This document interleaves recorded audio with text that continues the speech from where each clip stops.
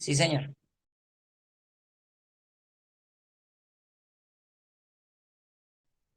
Bueno, me presento, mi nombre es, qué pena, mi nombre es David Serrano, trabajador social especialista en gerencia social.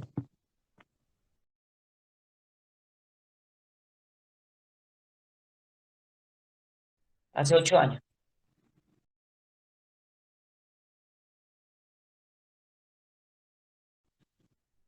Efectivamente, en algún escenario, cuando trabajé en comisaría de familia, abordamos un tema y es importante hacer unas claridades frente a qué es el trabajo sexual y explotación sexual, que son dos conceptos diferentes, pero quedan enmarcados en el tema de la prostitución. ¿Sí? El trabajo sexual pago se debe entender por las personas que son mayores de edad que de manera voluntaria eh, contemplan esta actividad económica como forma de sustento. ¿Sí? La explotación sexual es la obligación de un tercero, sea mayor o menor de edad, a ejercer la prostitución. Entonces, partiendo de eso, tuve casos de explotación sexual de menores, también tuve con mayores de edad, por elección también existe el ejercicio de prostitución como forma de vida. Y digamos que hemos tenido, o yo tuve a nivel personal, bastantes como dicen, bastantes matices, bastantes situaciones que llevaron al ejercicio del trabajo sexual pago, porque el concepto de prostitución fue tan amplio que no se podía limitar en ese ejercicio de la práctica sexual, sino de todas las variantes y hoy en día con la virtualidad, todas las variantes que se puedan para el gozo pleno de los ejercicios sexuales y reproductivos del ser humano.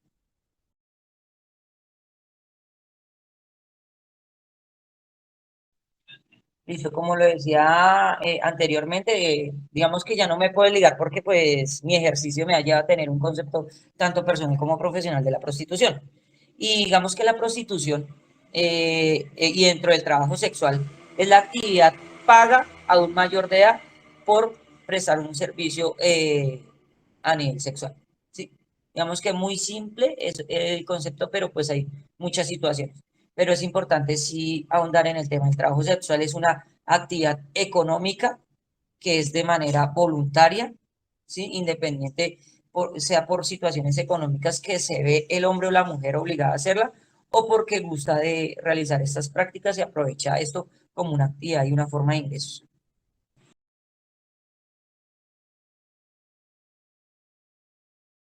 Hay varias situaciones, ¿sí?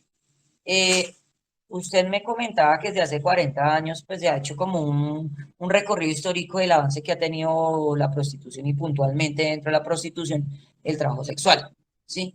Eh, Colombia, por ejemplo, en temas de derechos humanos, porque es que hay que hablarlo desde agendas internacionales del tema de la prostitución, y es que le ha apostado al reconocimiento de una actividad económica, como yo lo he manifestado durante la entrevista, ¿sí?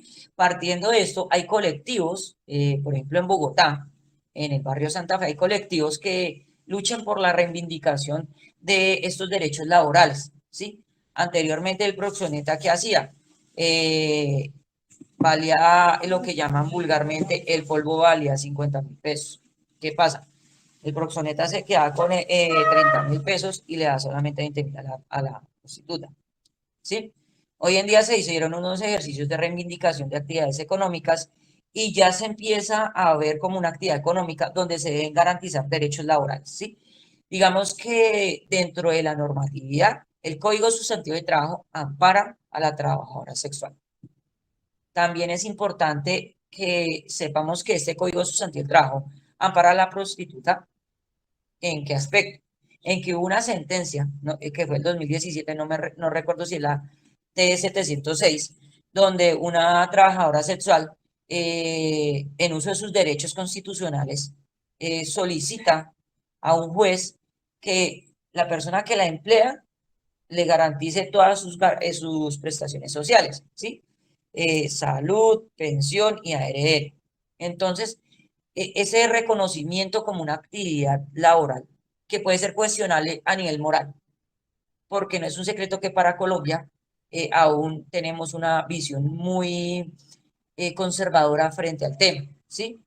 Y se ve desde nuestro Estado laico, desde la parte del catolicismo o la creencia tradicional cristiana, como el pecado, ¿sí? Pero yéndonos a lo constitucional, lo que nos dice nuestra Carta Magna, es una actividad paga. Incluso se habla de la reivindicación de estos derechos que han sido vulnerados a nivel laboral. Entonces, a nivel constitucional, a través de una sentencia del 2017, se garantiza que el Código Sustantivo ampara a estas mujeres. También desde el tema del Sistema General de Salud se ha garantizado un sistema enfocado a la actividad sexual paga. Ya quedamos con esto, que antes se estigmatizaba a la persona que ejercía esta actividad como la promiscua y demás. Estudios demostraron, incluso acá en Colombia, que en el higiene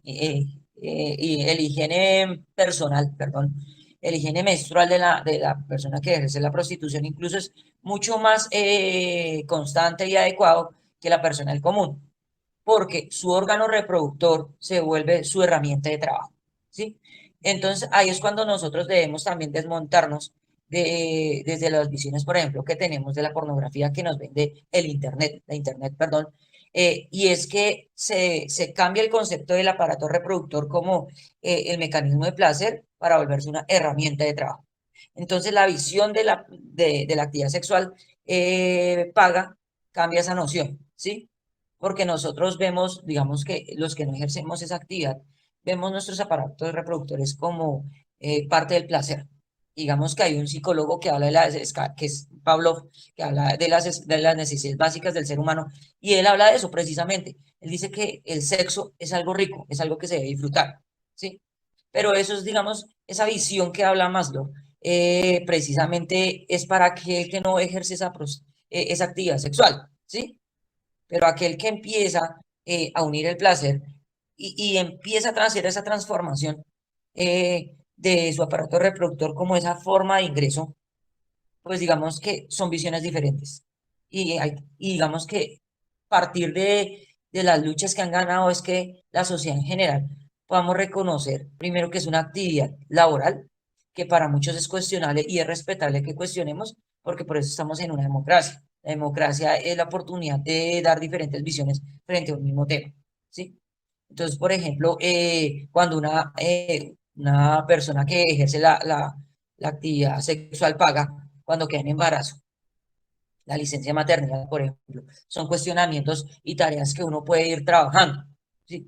Y si lo miramos, el tema es tan amplio como complejo.